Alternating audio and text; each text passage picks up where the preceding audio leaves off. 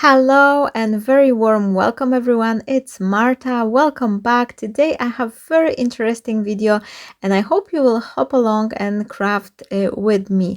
I'm gonna be playing with a lot of different little embossing folders. I have quite a big collection of those which I've gathered over the years. Usually they were like kind of a freebies into included in the crafting magazine or things like that, and I've decided to use them up along with my scrap pieces of the paper. I rumble through my scraps and I pick up few in like different color shades, like a blue, pink, a green color. And now I will be embossing all of my pieces. I'm starting from taking 6 strips of the white color paper, but I think I will use up 5 at the end. And now I am placing them in this little like a scripty embossing folder, which has this sentiment like a bow saying with love and its continuous pattern. And what I'm gonna do, I will emboss all these pieces one by one, and then I will adhere them to my background. And this is an excellent way to kind of stretch your embossing folder, and from a teeny tiny strip create the whole page of the background piece. So if you don't have large embossing folders but you need something to add as a background, you would like to add something as a background on a larger card, this is what you can do. This is a great solution. Now I am using up all these little embossing folders, and I was focusing on gathering the one which having leaf, flower and butterfly design. So here's what I'm embossing, and each time I am just switching the different color papers. I've made my greenery in green color scrap pieces. Now I am embossing flowers in pink and blue. And because this embossing folder was a little bit thinner, I wasn't happy. The first time I ran it through, it wasn't much depth to this embossing. So if it happened to you, you can do exactly the same thing as I did. I just place additional piece of the cardstock underneath my cutting plate, and that way I receive a little bit more pressure, so the embossing was a little bit deeper. And once I place all of the elements, I'm also embossing a little sentiment which says happy birthday, and this is gonna be my focal, like main sentiment for the card.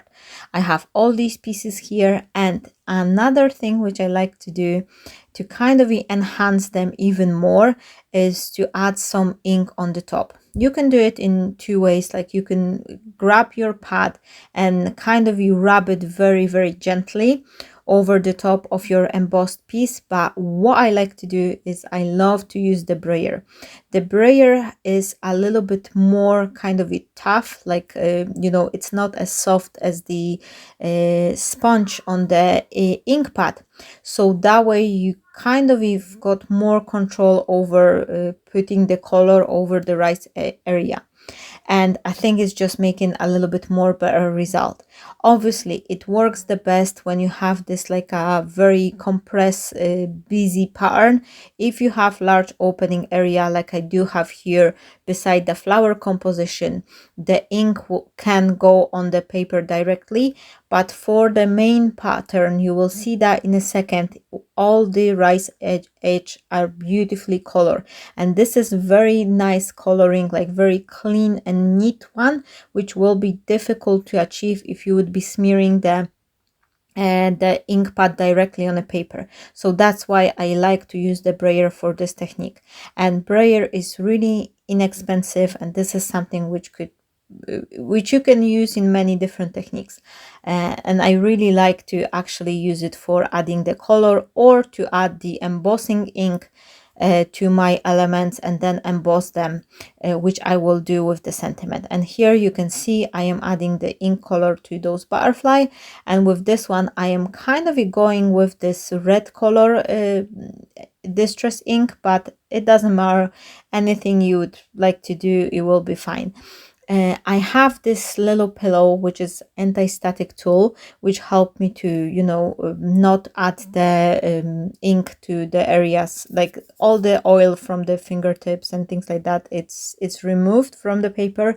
However, this sentiment was very thin and it was large opening areas on the both sides. So you could see that even using the brayer, I still didn't avoid to add the embossing powder around my sentiment. I am not too much bothered about that because I'm gonna be cutting it anyway. So all I did, I only took my paintbrush and I roughly just get rid of, the lots of these embossing particles outside my sentiment. And I wasn't doing the best job because I would be cutting it anyway. So here I am using my scissors, and I'm kind of with this sentiment, I am inspired by another set. I do have this die and stamp piece from Creative Craft product. This was something which has those long ribbon sentiments. If I will find it in a store, I will link it down below in the description area. But as you can see here, you don't really need a die. If you've got the sentiment with the embossing, embossing folder with the sentiment, you can use that instead. And now I am cutting off all the elements, and this is very relaxing. This is one of those things you can do while you're watching a telly or other tutorials or something like that. I like to create a bunch a batch of things, and then I'm just fussy cutting them while I'm watching telly or something. So this is something which is very easy, and if you put your scissors right beside the rise area, you basically glide it on the edge of that embossed image. So it's very, very easy to use. Now I wanted to create a little bit of the background. Like at first, this was my first thought that maybe I should, glue it underneath something else.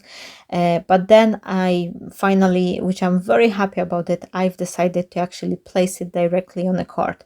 It's very beautiful. The card is very, very delicate, and I quite like it how it's turned out. Now I'm gonna be adhering those strips which we made at the beginning.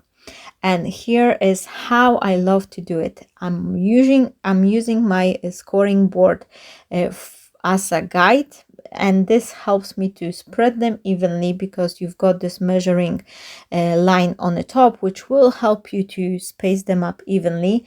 But another thing which I like to do, which helps me to place my strips quite neat, and I'm always making sure that they're nice and straight, is to create the scoring line. And you can do the line like right directly where's your paper are finishing, so they're not going to be visible, or you can do as I did here. I did them in between, and having them in between my strips, this is another thing which enhancing the design.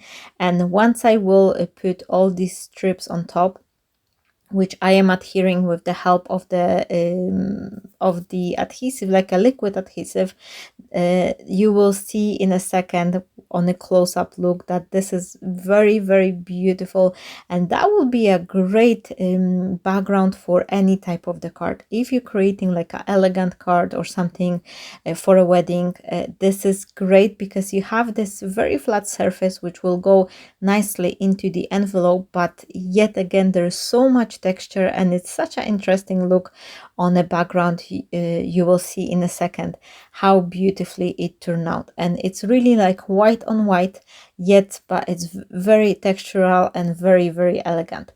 I am chopping those extra bits on the sides just so I could have this nice card, and have a look how beautiful this design look like. And this type of the card doesn't really require a lot. You can put a little bit of the composition to one side, or maybe to both corners, maybe in the center, whatever you decide to do. Even if you put like a large butterfly in the center, that will be great. This is such a beautiful, neat design to create, and as I'm saying, you don't really need a lot of the tools. It's simple little strip embossing folder will help you to create the entire page of the background for your card, and this is just something great. Plus we are using up all the scrap pieces, like all these little elements, all this apart from the card base. Basically In my today card, I only use the scrap pieces, nothing else beside the card base, which was like a brand new, that 6 by 6 inch card base. The rest is coming off from the scrap drawer. So this is a great way to using up your scrap pieces and to create something beautiful. The card is very dimensional, very structural, but it will go through the envelope and you can easily post it as well. And now I'm using the hot glue, and just to tell you, I prefer adhering those compositional elements with the hot glue. Firstly, because it's gripping like very fast, like you can just add the dash of glue and it's holding instantly. And secondly, this helps me to achieve a little bit more dimension. If I want to kind of slightly raise my elements, I am only adding a dash of the glue in the center part, like in a butterfly or the flowers, which I kind of press in the center a little bit with my finger, so that way all the petals around there are kind of erased, but there is no double-sided foam tape, nothing else to add the dimension apart from the hot glue. And once I place all my elements, I am finishing them off by adding a couple of the pearls. This is always something which I like to do for my flower centers. I think they become way more live once you add those little pearls. The one I'm using here are 6 mm in size, and these are a little bit milky, like ivory color. They're not perfectly white, but I think they're just looking really great. I also have those like enamel dots, which I am using for the bodies of my butterfly, and I'm adding two different sizes, like one on the front and the other one, like a larger one on the top part, and then the smaller one underneath. And this is my card for today. I hope you enjoy it. This is something we create entirely from the scraps, so it was a great usage for those leftover pieces. If you like it, please don't forget to give a like, to share the video, and to subscribe to my channel. And I hope to see you shortly. Have a wonderful day, everyone, and bye bye.